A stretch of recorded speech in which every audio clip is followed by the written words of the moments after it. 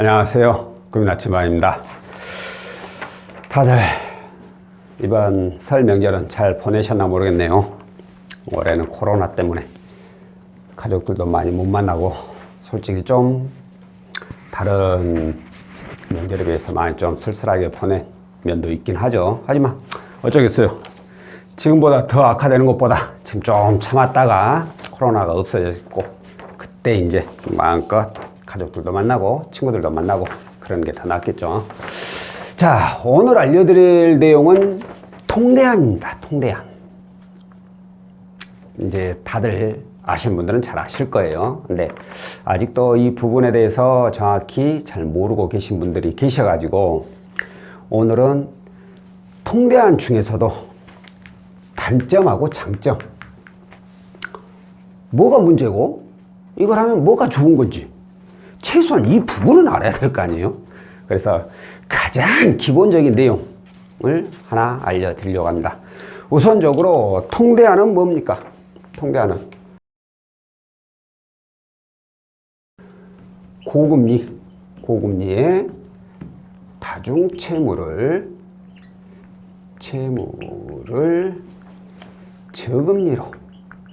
저금리로 대환하는 것을 말하는 거죠. 고금리의 다중채무를 저금리로 대환할 수 있는 그 외의 방법, 저는 통대안에는 없는 것 같아요.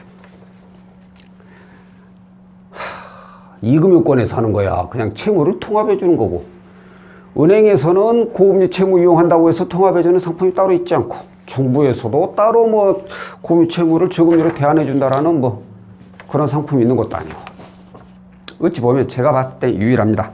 자, 그렇다면 빨리빨리 본론으로 들어가서 먼저 단점에 대해서 먼저 제가 말씀을 드릴게요. 장점에 대해서 먼저 말씀을 드리려고 했는데 이 영상을 꼭 초반에만 좀 보시다가 대충 뛰어넘기 하시는 분들이 다소 계셔서 가장 중요한, 어찌됐든 좋은 것은 누가 뭐라 해도 아주 좋은 얘기밖에 안 해요. 누가 하고 상담을 하더라도 좋은 얘기밖에 안 하니까 누구나 잘 말을 안 하는 단점부터 가장 먼저 말씀을 드려볼게요. 첫 번째, 자격 조건이 매우 까다롭다. 자, 고금리의 다중채무를 저금리로 대안.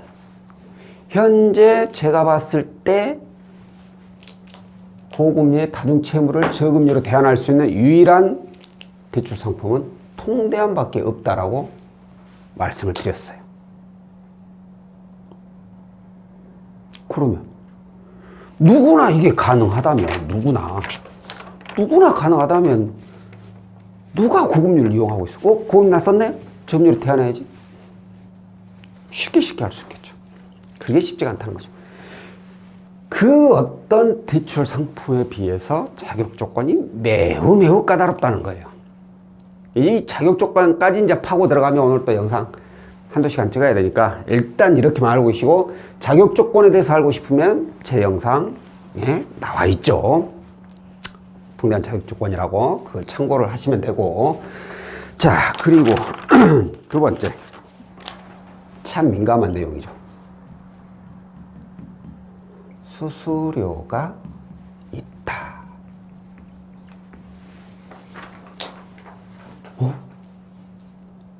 대출 받는데 수수료가 있어? 대출 상품 중에? 이거 뭔 얘기야? 라고 하실 수 있겠는데, 자, 통대안이라는 대출 상품은 기존의 금융사에서 만들어 놓은 상품이 아니라는 거예요.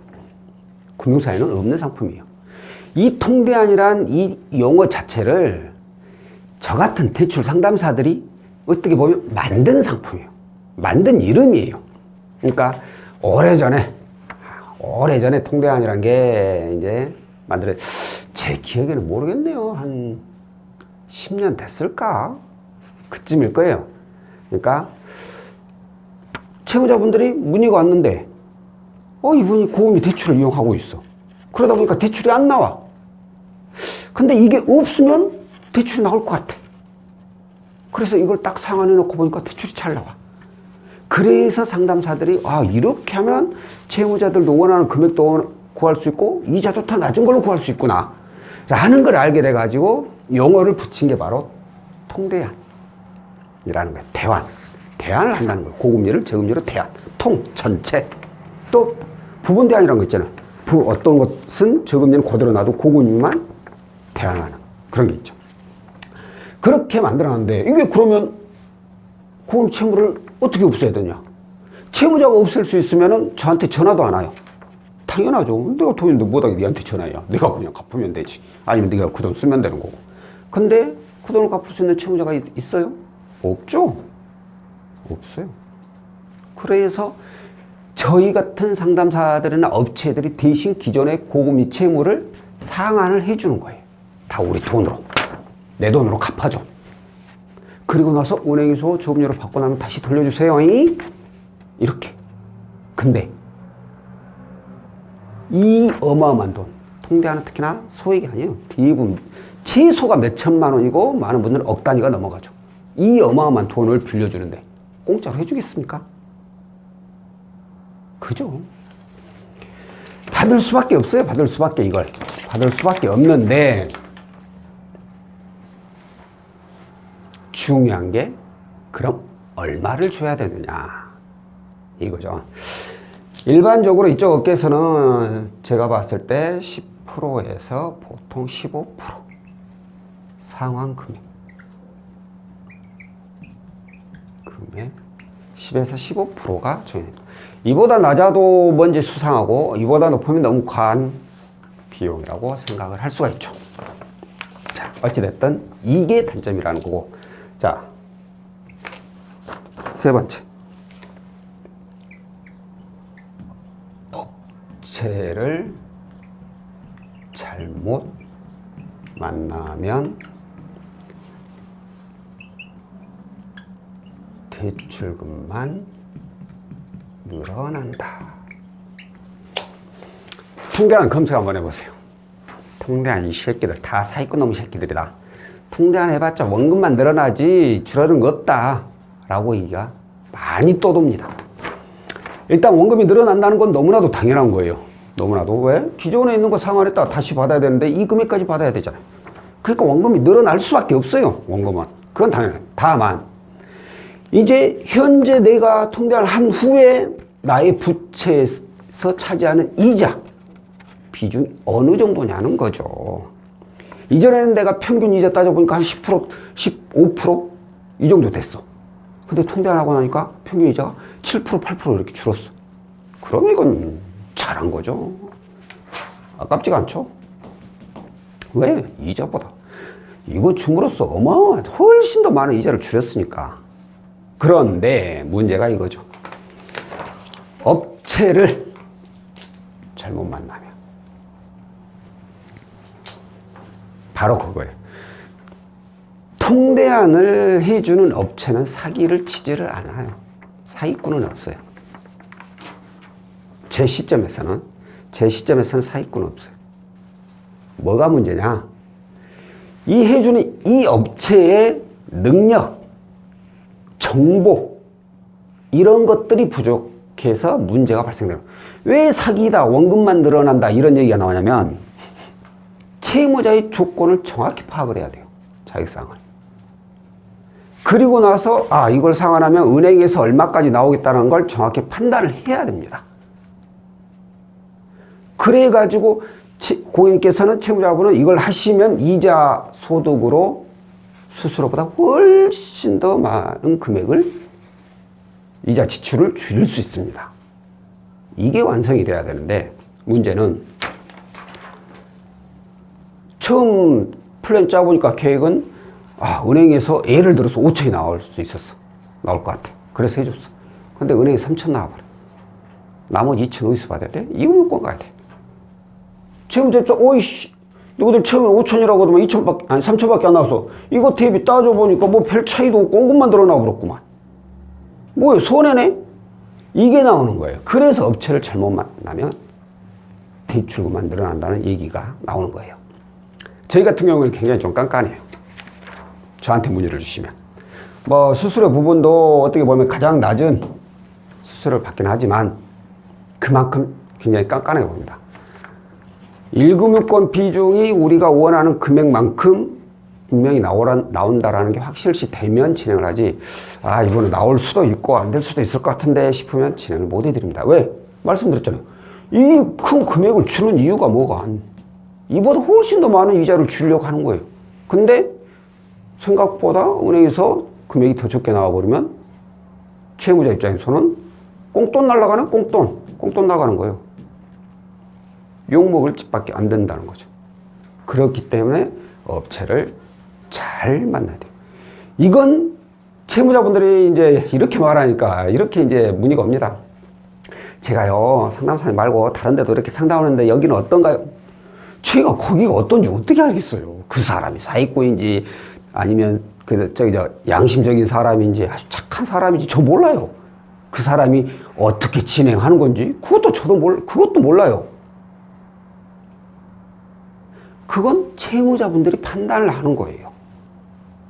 본인이 판단하는 거예요. 그래서 제가 여기저기 알아보라는 얘기가 비교를 해보라는 거예요. 비교를 하라는 거. 이 사람 말 들어보고 저 사람 말 들어보고 또 다른 사람 말 들어보고, 아, 이렇게 되면 들어보니까 나는 충분히 통대안을 해도 이익이 되겠다. 나 통대안을 해도 좀 불안한데 문제가 될 것 같은데, 이러면 안 해야 된다고요. 이쪽 업체에다가 저쪽 업체 이 사람들한테 내가 물어봤는데 이 사람들 어떤 사람이 괜찮은 사람들, 이거 물어보면 이 사람이 A라는 사람이 B 업체를 어떻게 알겠어요? A라는 업체가 B 업체를 저 나쁜 업체다, 말도 안 된다, 뭐 이렇게 지적을 했다. 그럼 제가 봤을 때 이 A 업체를 더 의심을 해야 돼요. B 업체에 거기가 그 사는 사람들 나쁘고 그 말도 안 돼요. 저쪽에 사세요. 이건 A 업체가 내가 봤을 때 더 나쁜 업체인 것 같아. 자기가 무슨 권리로, 응? 자기가 B 업체에 대해서 뭘 안다고? 아니면 진짜 B 업체 이 운영하는 이 사람 B 업체가 진짜 사기꾼 놈들이라는 게 다 아는 업체라면은 당연히 욕할 수 있겠지만 알지도 못하면서 그냥 단순히 자기 쪽으로 땡기기 위해서 상대방을 헐뜯는 거죠. 이건 차라리 나는 A가 더 나쁜 업체. 그러니까 물어보는 것조차가 말이 안 되는 거예요. 채무자분들이. 다른 업체가 어떤지 저쩐지 이거 물어보지 말고 내가 하나하나 따져보고, 아, 어디가 믿을만하고 이 정도면 내가 할만하다, 아니다, 이걸 본인이 스스로 결정을 하라는 거죠. 단점에 굉장히 많은 시간이 들어갔습니다. 하나하나 파고들면 더 많이 들어가요. 근데 제가 짧게 이렇게 끝내는 거예요. 그럼 장점은 뭘까?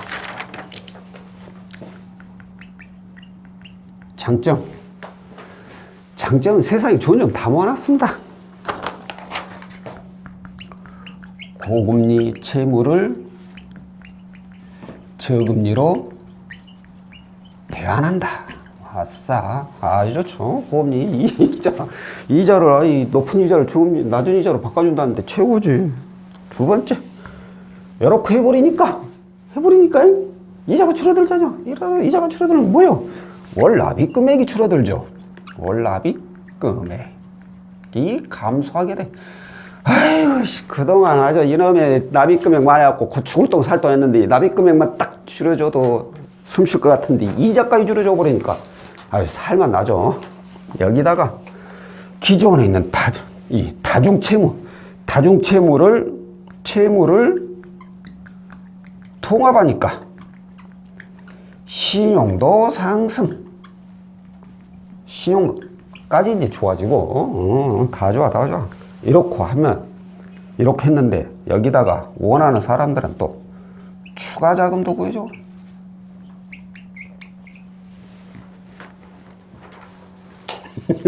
뭐 이 말 할 것도 없어, 이것은.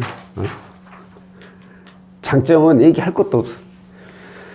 통대안을 해야 되는 분이라면, 그런 채무를 가지고 있다면 통대안이 가능하다면 저는 무조건 추천드립니다. 단 이거, 내가 지불하는 비용, 이 비용 이상으로 이자를 줄일 수 있느냐, 이것만 계산하시면 돼요. 계산하는 거 어렵지 않아요. 평균 이자 따져서 내 상환기간 지금 내가 납부하고 있는 거 이자 따져서 상환 기간 따져보면 답 금방 나와요. 계산하기 싫어서 그렇지. 그러니까 할 수 있는 분야로 하는데 이걸 잘 만나라는 거죠. 장점은 볼 것도 없어요. 너무너무 좋은 얘기만 다 들어가서 단점을 많이 보세요. 자, 오늘은 통대안 고금리의 다중채무를 저금리로 대안을 해주는 이 통대안이 과연 단점이 무엇인지 그리고 장점이 무엇인지 이거에 대해서 대략적으로 안내를 해드렸고요. 다음번에 또 다른 내용으로 찾아뵙도록 하겠습니다. 고맙습니다.